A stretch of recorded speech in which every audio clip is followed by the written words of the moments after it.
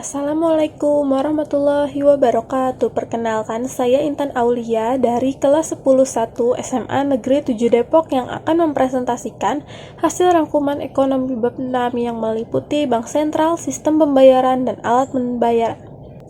A.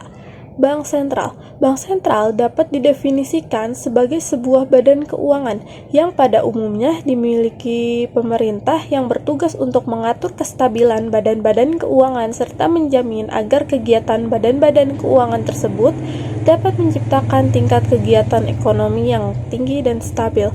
Untuk tugasnya dalam kapasitasnya sebagai bank sentral, Bank Indonesia memiliki tujuan tunggal, yaitu mencapai dan memelihara kestabilan nilai rupiah. Untuk mencapai tujuan tersebut, Bank Indonesia memiliki sejumlah tugas sebagai berikut. Yang pertama yaitu menetapkan dan melaksanakan kebijakan moneter. Yang kedua yaitu mengatur dan menjaga kelancaran sistem pembayaran. Untuk perannya, Bank Indonesia memiliki peran vital dalam menciptakan kinerja lembaga keuangan yang sehat. Yang kedua yaitu memiliki kewenangan untuk mengatur dan menjaga kelancaran sistem pembayaran.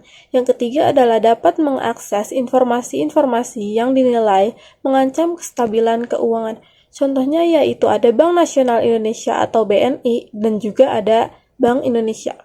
B. Sistem pembayaran. Sistem pembayaran adalah suatu cara yang disepakati untuk mentransfer suatu nilai atau value antara pembeli dan penjual dalam suatu transaksi. Sistem pembayaran memfasilitasi pertukaran barang atau jasa dalam suatu perekonomian.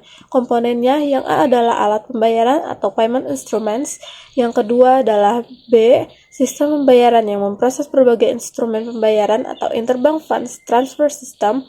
C. Lembaga yang memproses sistem pembayaran atau payment system operators. D. Saluran pembayaran atau delivery channel. Untuk perannya, menjamin kelancaran pasar sebagai tempat di mana transaksi terjadi, memungkinkan terjadinya spesialisasi pada produksi, mendukung efisiensi dan efektivitas fungsi intermediasi lembaga keuangan. Untuk resikonya, ketergantungan sistem transfer dana elektronik terhadap kehandalan infrastruktur jaringan komunikasi, kinerja yang kurang baik dari dapat jaringan komunikasi menimbulkan resiko operasional. Gangguan operasional juga dapat berpotensi memperlambat mekanisme settlement. Timbullah resiko likuiditas data. Contohnya yaitu kartu kredit, kartu debit, non-tunai, dan juga tunai. C. Peran Bank Indonesia dalam sistem pembayaran. Sebagai otoritas moneter, Bank Sentral berhak menetapkan dan memberlakukan kebijakan SPN. Selain itu, Bank Indonesia juga memiliki wewenang memberikan persetujuan dan perizinan serta melakukan pengawasan atas SPN. Selain itu, masih ada tugas Bank Indonesia dalam SPN, misalnya peran sebagai penyelenggara sistem clearing antar bank untuk jenis-jenis alat pembayaran tertentu. Bank Sentral adalah satu-satunya lembaga yang berhak mengeluarkan dan mengedarkan alat pembayaran tunai seperti uang rupiah. Bank Indonesia juga berhak mencabut, menarik, hingga memusnahkan uang rupiah yang sudah tak berlaku dari peredaran. Contohnya yaitu percetakan uang. D. Penyelenggaraan sistem pembayaran non-tunai oleh Bank Indonesia. Transaksi pembayaran non-tunai dengan nilai yang besar diselenggarakan Bank Indonesia melalui sistem BI-RTGS atau Real System Gross Settlement. BI-RTGS adalah sistem transfer dana elektronik yang penyelesaiannya setiap transaksinya dilakukan dalam waktu seketika. Manfaatnya yaitu meningkatkan kepastian penyelesaian akhir atau settlement finality setiap transaksi pembayaran. Yang kedua yaitu menjadi sarana transfer dana antar bank yang praktis, cepat, efisien, aman, dan andal. Contohnya yaitu nota, cek, dan debit. E. Pengertian dan sejarah alat pembayaran uang tunai. Uang adalah suatu benda yang umum diterima oleh masyarakat untuk pembayaran, pembelian barang, jasa, dan barang berharga lainnya, serta untuk pembayaran utang atau jain, ohri, dan majhi. 2011. Dari definisi yang dikemukakan tersebut dapat disimpulkan bahwa uang mempunyai ciri dapat diterima umum dan dapat digunakan sebagai alat ukur dan dapat digunakan sebagai alat pembayaran. Untuk sejarah uang dimulai dari sistem barter. Barter adalah sistem pembayaran dengan komoditas barang tertentu yang mempresentasikan suatu nilai tertentu, contohnya uang kertas dan logam. F. Fungsi, jenis, dan syarat uang, serta standar mata uang. Fungsi uang. Fungsi uang yang digolongkan dalam jenis fungsi asli dan fungsi turunan. A. Alat tukar. Fungsi uang sebagai alat tukar tidak dirugikan lagi. Misalnya seorang petani membutuhkan cangkul. Dia dapat menjual hasil panen tersebut dan untuk mendapatkan uang. Jadi uang berfungsi sebagai alat tukar. Yang B adalah alat satuan hitung atau pengukur nilai. Sebagai satuan hitung, uang digunakan untuk menghitung harga sebuah barang. Nilai suatu barang dapat diukur dengan uang. C. Standar uang ukuran pembayaran yang ditunda atau standard of deferred payment. Dalam fungsi ini, uang digunakan untuk menyatakan ukuran utang. D. Alat penyimpanan kekayaan. Manusia berusaha untuk mengkonsumsi semua pendapatannya. Sisa pendapatan yang tidak dikonsumsi disimpan di rumah atau di bank untuk keperluan pada masa depan yang akan mendatang. E. Alat pengalih nilai atau kekayaan. Uang ini berfungsi untuk mengalihkan nilai. Misalnya, Ibu Linda dipromosikan oleh PT XYZ untuk menduduki jabatan kepala cabang di Makassar. Jenis uang.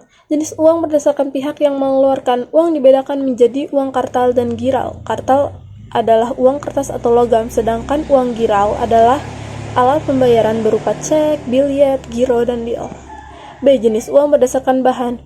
Uang logam adalah uang yang bahannya terbuat dari 10 gram berupa emas, perak, logam lainnya. Uang kertas berupa kertas yang penggunaannya diatur oleh undang-undang. C. Jenis uang berdasarkan negara yang mengeluarkan. Uang dibedakan atas uang dalam negeri dan uang luar negeri. D. Jenis uang berdasarkan nilai. Uang dibedakan atas uang yang bernilai penuh dan uang tidak bernilai penuh. Uang yang yang bahan atau nilai intrinsiknya sama dengan nilai nominalnya. Uang bernilai tidak penuh yaitu nilai intrinsiknya lebih kecil daripada nilai nominalnya. Syarat uang. Ada mudah dibawa, tahan lama, dapat dipecah belah menjadi unit yang lebih kecil, diterima secara umum, nilainya stabil, jumlah dapat memenuhi kebutuhan masyarakat, dan juga syarat psikologis. Untuk standar mata uang, standar logam yaitu standar sistem tunggal, standar sistem kembar, dan standar sistem pincang. Untuk standar kertas adalah sistem keuangan di mana uang kertas berlaku sebagai alat tukar atau alat pembayaran yang sah dan tak terbatas, akan tetapi tidak ditukar dengan emas dan perak dalam bank sirkulasi. G. Unsur pengaman rupiah. Salah satu syarat uang adalah tidak mudah dipalsukan. Ada dua bentuk unsur pengaman pada uang kertas rupiah, antara lain yaitu unsur pengaman yang terbuka atau covered security features, pendeteksi unsur pengaman pada yang dilakukan dengan mata telanjang atau kasat mata. Yang kedua yaitu unsur pengaman yang tidak terbuka. Pendeteksian hanya dapat dilakukan dengan mesin.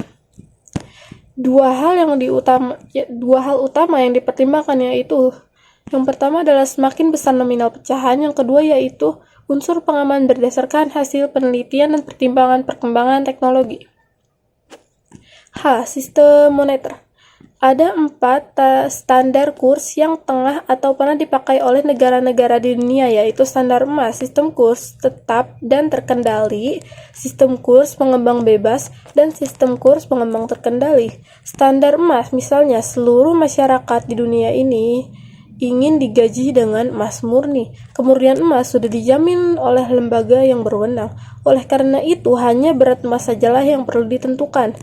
Sistem kurs tetap dan terkendali. Tujuan IMF adalah mempertahankan tingkat kurs yang stabil dan menghindari penurunan nilai mata uang. Sistem kurs pengembang bebas, yaitu sistem ini menyerahkan sepenuhnya kurs mata uang pada mekanisme pasar tanpa campur tangan pemerintah.